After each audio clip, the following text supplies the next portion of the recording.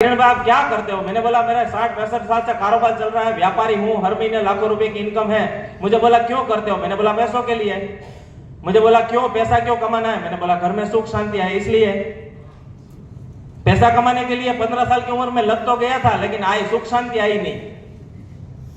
जब वो शख्सियत ने मुझे परिचय करवाया, उसके बाद मुझे मिलने का मौका मिला आरसीएम का प्रणेता श्री टीसी छाबड़ा के लिए एक बार जोरदार ताली चाहूंगा मैं।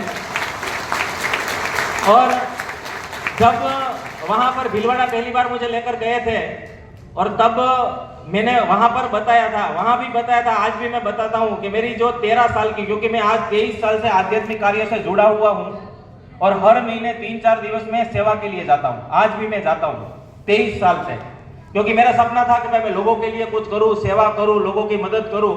लेकिन मैं अपने बिजनेस में जो था, अपना जो काम कर रहा था, उसमें मैं ये बातें नहीं थी, क्योंकि मेरा ऐसा मानना है कि हमें जो जीना है ना भाई, हम जो जीवन जी रहे हैं, कथनी और करनी हमारी एक होनी चाहिए। हमारी कथनी और करनी एक होनी चाहिए। जब मैं मेरे कार्य में जो मैं सेवा के लिए और मुझे जो बातें सुनने के लिए मैं जाता था, वहां पर जो बोलते थे तो 2 दिन उसमें रह सकते थे या 2 दिन रहने का मौका मिलता था। बाद में अपने बिजनेस में आने के बाद मैं सोचता था कि ऐसा कैसा जीवन है, उधर 2 दिन कुछ अलग जीना, यहाँ पर आने के झूठ बोलना, झूठ करना। क्योंकि आज व्यापार में तो मैं खुद बचपन से उसमें लगा हूं, मुझे पता था। लेकिन वो जो खोज थी ना मेरी, वो 13 साल की मेरी आध्यात्मिक कार्य की जो खोज थी ना, वो ये आरसीएम का प्राण गीत सुनने के बाद, जो पहली कड़ी में बता रहा हूं, खुशहाल यहाँ पर हर जन हो, सुख शांति से पूर्ण जीवन हो, सब काम करे अपना अपना, खुद पूरा करे अपना सपना। ये प्राण गीत सुनने के बाद मेरा जो 13 साल की आध्यात्मिक कार्य की खोज थी ना, वो वहां पर जाकर रुक गई, वहां पर जाकर वो खत्म हो गई। उसके बाद मैंने आरसीएम को समझा। पहली बार जो हरेश भाई ने मुझे विजन और रीजन दिया, पहली बार मैं सूरत मिलने के लिए गया था वो शख्सियत को। तो एक बार मैं सभी साथियों को अपनी जगह पर खड़ा होने की रिक्वेस्ट करूंगा। हमारे बीच में आज के मुख्य स्पीकर, आज के मुख्य वक्ता श्री हरेश भाई हमारे बीच में पधार चुके हैं। एक बार जोरदार ताली चाहूंगा सर, जोरदार। એટલે અમદાવાદમાં જોરદાર આવી હોય। हाँ, एक सुनहरे भारत की छोटी सी झांकी है, अभी जमीन में नींव भरी है, महल बनना बाकी है। एक सुनहरे भारत की ये छोटी सी झांकी है, अभी जमीन में नींव भरी है, महल बनना बाकी है।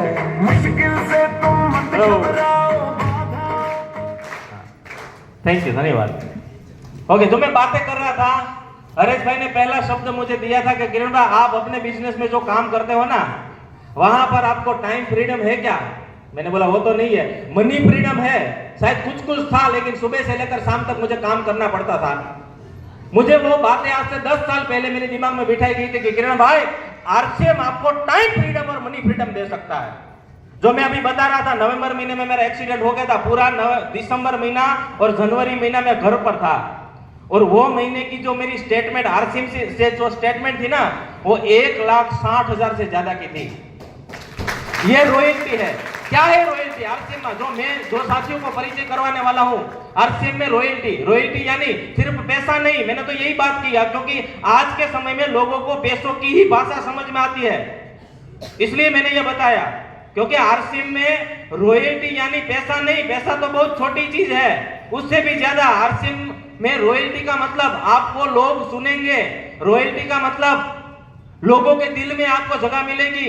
रॉयल्टी का मतलब लोग आपको प्यार की नजर से देखेंगे, उसके हृदय में, उसके अंदर आपके प्रति मान सम्मान होगा।